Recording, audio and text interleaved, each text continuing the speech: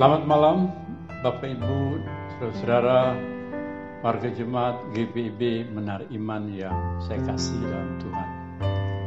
Besok hari Minggu tanggal 5 Juli kita akan melaksanakan perjamuan kudus dalam ibadah kita. Artinya perjamuan ini akan dilaksanakan dengan dua cara. Yang pertama, jemaat hadir secara langsung di gereja, tapi juga jemaat mengambil bagian secara live streaming di rumah. Nah, supaya tidak ada hal-hal yang nanti menimbulkan permasalahan di dalam pelaksanaannya, ada beberapa hal yang perlu saya sampaikan tentang pelaksanaan perjamuan kudus ini. Pertama, saudara-saudara, pelaksanaan perjamuan kudus apakah kita laksanakan di rumah dan sekaligus juga di gereja, itu punya nilai yang sama. Artinya kalau Bapak Ibu di rumah, jangan merasa bahwa yang di gereja lebih baik dari yang di rumah. Tidak seperti itu. Karena ini menyangkut hati kita. Karena gereja itu bukan lagi bicara soal gedung sebenarnya, tapi bicara soal kehadiran Tuhan dalam kehidupan kita. Apalagi pada waktu kita mengambil bagian di dalam pelayanan sakramen perjamuan kudus. Kita mengundang Tuhan hadir dalam kehidupan kita, dan kita mempersiapkan hati dan pikiran kita untuk menerima undangan Tuhan dalam bentuk perjamuan kudus ini. Nah, Bapak Ibu dan saudara-saudara, ada hal yang berbeda. Kalau saya katakan berbeda, itu bukan berarti ini baru pertama kali kita kerjakan. Hanya di Jemaat Menara Iman mungkin kita bisa mengatakan seperti itu. Kenapa? Karena kita sudah terbiasa menggunakan alat-alat perjamuan yang sudah menurut kita inilah yang selama ini kita lakukan. Yaitu ada roti, ya, ini yang contoh saja. Ada roti seperti ini. Lalu ada anggur yang di dalam cawan ini akan dipakai. Nah, saudara-saudara, tapi hari Minggu besok, baik kita yang di gereja maupun di rumah tidak menggunakan seperti ini. Karena kita akan menggunakan ini, Bapak Ibu. Ini juga alat yang dipakai dalam kondisi, saya harus katakan ini karena kondisinya COVID, sehingga kita menggunakan cara yang lebih aman, cara yang lebih baik, dan juga tidak menyulitkan kita. Namun nilai dari perjamuan itu bukan tergantung ini, tapi tergantung dari cara kita melihat anggur atau cara kita melihat roti yang akan kita gunakan itu. Nah, saudara-saudara, kalau kita perhatikan nanti dalam perjamuan, kita akan dimulai dengan pengarahan hati, ya. Di sini Bapak Ibu nanti ikuti dalam ibadah secara live streaming. Dimulai dengan pengarahan hati, lalu ada kata damai sejahtera Kristus memenuhi persekutuan kita. Nah, waktu saya mengatakan seperti itu, jemaat pun memberi jawab, damai sejahtera bagimu. Kemudian kita yang ada di rumah saling menyatakan damai sejahtera itu melalui ungkapan kita. Kalau biasanya kita kan berjabat tangan, tapi karena COVID ini kan kita dihimbau tidak melakukan itu. Sehingga kita buat seperti ini saja. Nah, Bapak Ibu paham pasti ya mas saya. Jadi gak usah dipersoalkan kenapa tidak jabatan tangan. Artinya kan kita mau coba untuk penerapan terhadap apa yang kita katakan menghindari, ya, supaya tidak menularkan COVID-19 ini. Nah, setelah kita seperti ini, saudara-saudara, nanti baru kita bicara undangan. Di sini akan dikatakan, jemaat, marilah karena segala sesuatu telah tersedia bagi kamu. Artinya apa, saudara-saudara? Jemaat yang di rumah sudah menerima ini dulu. Kemasan untuk perjamuan. Kemasan itu cuma satu saja, tapi di dalamnya sudah mengandung dua hal. Yaitu yang pertama adalah roti, Artinya ini roti bukan roti yang kita bayangkan seperti biasa, tapi roti yang agak disederhanakan, dan di bawahnya itu ada anggur. Ada anggur. Nah, pada waktu Anda dan saya akan masuk dalam perjamuan, saya pendeta atau para pendeta yang bertugas tetap tidak menggunakan ini. Kami akan menggunakan roti yang biasa kita pakai. Ya, Bapak itu tahu kan? Nanti saya akan katakan roti yang dipecah-pecahkan ini adalah persekutuan dengan tubuh Kristus. Saya tidak pakai dari sini. Ya. Dan kemudian bersama dengan selesainya itu, kami langsung masuk kepada anggur. Artinya begini. Contoh, setelah saya menuangkan anggur ke dalam cawan ini, saya akan terus mengatakan, anggur yang kita pakai untuk mengucap syukur adalah persekutuan dengan darah Kristus. Nah, Bapak Ibu, waktu saya mengatakan seperti itu, pertama roti, Bapak Ibu tidak langsung makan. Tapi waktu saya katakan begitu, Bapak Ibu membuka kemasan ini. Saya kasih contoh ya Bapak Ibu. Ini nggak sulit, gampang sekali.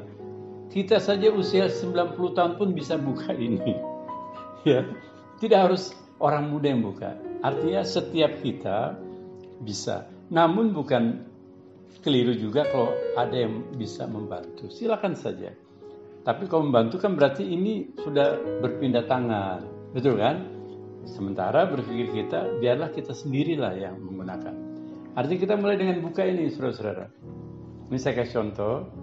Nah, lihat ya. Selesai ini. Nah, setelah itu Bapak Ibu lihat.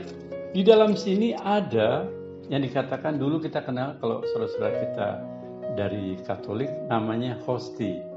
Ya, memang mirip hosti, tapi tidak sama dengan hosti. Ya. Lalu saya baca di sini, dia ini rotinya, kalau kita istilah kita roti, ini hostinya. Nah Bapak Ibu, jangan terperangkap dengan ayat-ayat yang di dalam roti ini. Ini kan ada ayat-ayatnya. Gak usah dipersoalkan, Bapak Ibu bisa pakai ayat ini, bisa pakai itu. Tergantung kita dapatnya apa. Karena bagi saya, ini hanya pemanis sajalah. Ya, tapi juga bagus juga. Kok ini mengingatkan kita tentang firman Tuhan. Nah, setelah kita dapat ini, ya, kan tadi sudah dikatakan, ambillah ya roti yang dipecah-pecahkan, terus anggur. Baru saya katakan, jadi dan sekarang makanlah. Nah, Bapak Ibu perhatikan, setelah ini, kalau Bapak Ibu merasa ini kebesaran, boleh dibagi. Ya, bagi dua. Atau bisa langsung masuk. Saya kasih contohnya.